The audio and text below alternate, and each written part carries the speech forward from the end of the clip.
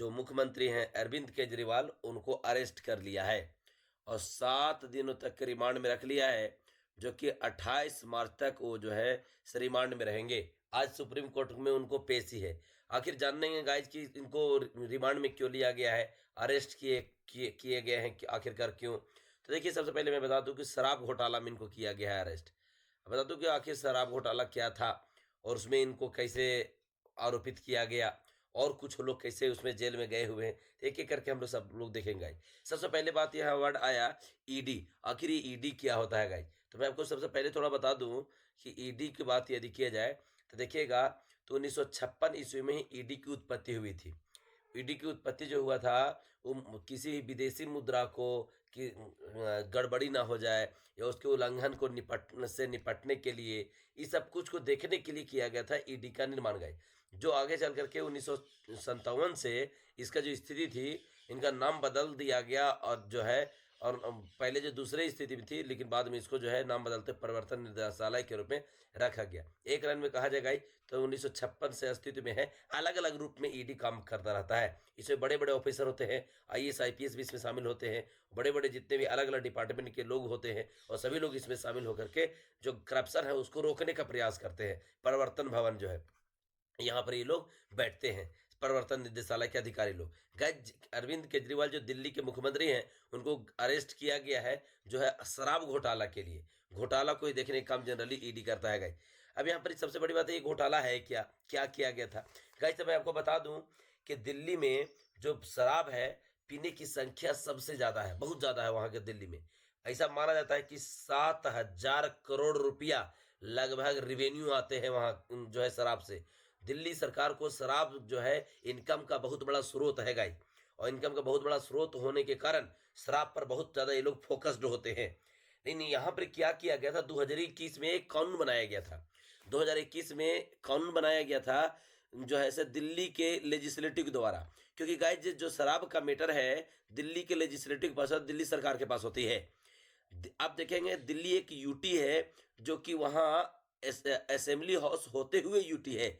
वहाँ कुछ मुद्दा पर सेंट्रल गवर्नमेंट का कंट्रोल होता है गाइज, जैसे लैंड हो गया, पुलिस हो गया, ये सारा चीज।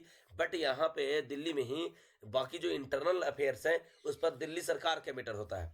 और इसी का बेनिफिट उठाते हुए, इसी का देखते हुए दिल्ली के लेजिस्लेटिव कानून बनाती है। और 2021 में यही किया गया था।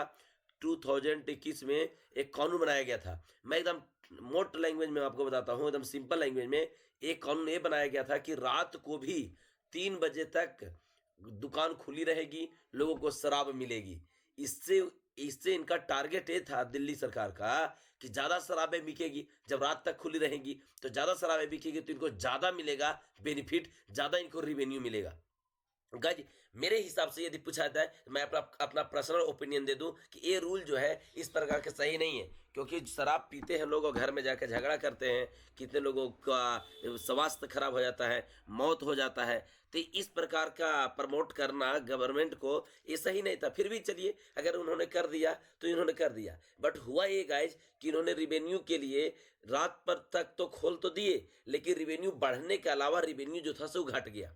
रेवेन्यू बढ़ना चाहिए था ज्यादा, शराब बिकी ज्यादा, बट रेवेन्यू घट गया। दिल्ली में मैं आपको बता दूंगा तो लगभग 2.5 से 3 करोड़ लोग रहते हैं। सब मैक्सिमम लोग जो है वहां पर अल्कोहल को जो लेते हैं, सेवन करते हैं, उनमें से सभी तो नहीं कहूंगा, लेकिन मैक्सिमम लोग जो करते हैं, तो उससे क्या होना चाहिए, दिल्ली का रेवेन्यू बढ़ना चाहिए था, बट बढ़ा नहीं, घट गया।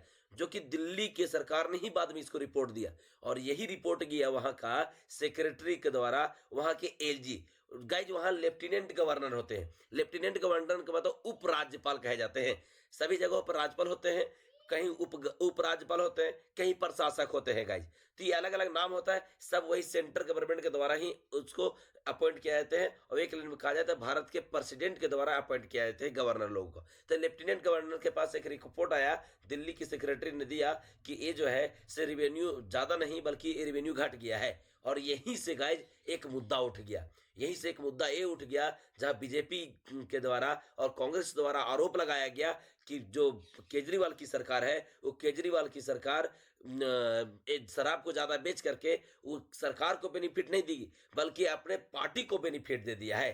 और अपने पार्टी को बेनिफिट दे करके उन्होंने क्या किया कि अपना राजनीतिक फायदा उठाने का प्रयास किया। और यहीं से गाइज मामला तूल पकड़ा और ईडी इस पर आगे आई। ईडी जांच पड़ताल करना शुरू कर दी और आप देखेंगे कुछ दिन पहले ही दिल्ली के जो उप मुख्यमंत्री थे, जो मनीष सिसोदिया, उनको पकड़ के जेल में डाला गया और भी कुछ लोग को जेल में डाला गया। और फिर इस बार जो फिलहाल का न्यूज है कि दिल्ली के मुख्यमंत्री को भी अरेस्ट कर लिया गया है।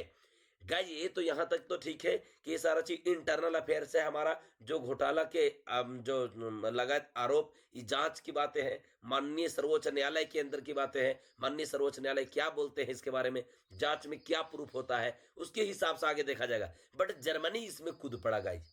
जर्मनी का जो कहना है, जर्मनी का विदेश मंत्री का कहना यह है कि इंडिया जो है एक डेमोक्रेटिक कंट्री है, इंडिया जो है एक लोकतांत्रिक देश है, इसीलिए इंडिया को सोच समझ के अपना काम करना चाहिए, कोई इससे ये नहीं है। देखिएगा जर्मनी की यदि बात किया जाए तो हमेशा इंडिया के इंटरनल अफेयर्स में जर्मनी का दखल अंदाजी होता है। आप कुछ दिन पहले ही देखेंगे तो पाकिस्तान के विदेश मंत्री के साथ जर्मनी के विदेश मंत्री खड़ा हुए और उन्होंने कहा कि जम्मू कश्मीर में जो है से ह्यूमन राइट का वायलेशन का देखना चाहिए यूनाइटेड नेशन को। गाइस जर्मनी के द्वारा इस बातों को बोलना भारत और जर्मनी के रिलेशन को कहीं न कहीं खराब करने वाला है और खराब करने वाला है गाइस, जो कि आगे चल करके समस्या होगा। और भारत भी इसके लिए रिटेलिएट किया कि इस प्रकार से जर्मनी का रिलेशन हमसे खराब हो सकता है। लेकिन फिर भी इधर जब केजरीवाल जी जो है दिल्ली के मुख्यमंत्री, उनका गिरफ्तारी के बाद भी जर्मनी कहा है कि भारत एक डेमोक्रेटिक कंट्री है और इसको आपका सोच समझ करके निर्णय लेना चाहिए, क्योंकि जनता के द्वारा जो है से रिप्रेजेंटेटिव चुन करके जाते हैं। गाइस आप लोग इस पर क्या कहना है, आप लोग कमेंट में बिल्कुल बताइएगा। और जो मेरा वीडियो अच्छा लगता है तो आप इसको लाइक कमेंट शेयर जरूर करें। गाइस अगला वीडियो मैं बहुत ही इंपॉर्टेंट टॉपिक पर लेकर आऊंगा, वो भी बहुत ही ज्यादा आज के डेट में हॉट टॉपिक है, वहां से क्वेश्चन पूछे जा सकते हैं। वो है अरुणाचल प्रदेश का मुद्दा। आखिर अरुणाचल प्रदेश का मुद्दा क्या है, उसमें इंडिया के क्या कहना है, इंडिया अपना डेवलपमेंट क्या क्या किया है, वहाँ के मैं आपको दर्रा भी बता दूंगा। वहाँ से ये बता दूंगा कि वहाँ का क्या जो है हिस्टोरिकल एस्पेक्ट रहे हैं, प्रेजेंट में क्या है, चाइना का उस पर किस प्रकार का रिएक्शन है, अमेरिका का किस प्रकार से रिएक्शन है। तो अगला वीडियो बहुत ही इंपॉर्टेंट आने वाला है गाइस, और वो भी आपको लिए बहुत ही काम करेगा जीएस में, और जानकारी के व्यू से भी भारत का नागरिक होने के नाते भी बहुत ज्यादा जरूरी है। आज के लिए यही रखते हैं, नेक्स्ट वीडियो में फिर मिलेंगे गाइस।